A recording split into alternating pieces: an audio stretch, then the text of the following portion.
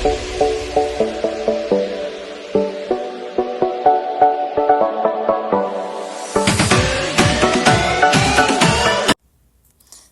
ayan na nga, nakakita na naman ako ng pork ribs sa rep.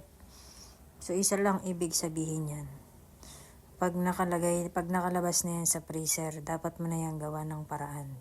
Christopher, di ba? Sabi nila, bakit daw hindi ba ako napapagod na magluto ng magluto? Bakit niyo po pinoproblema yung pagluluto ko?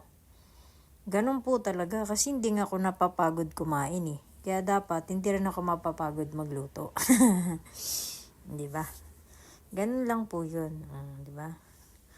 Ganyan maghiwa ng gulay kapag mabilisan na yan, kapag marami kang trabaho, di ba? Yan mushroom yan, guys. Masarap yan. Tara, gisa na tayo ng bawang, sibuyas at kamatis. Ilagay ang pork ribs.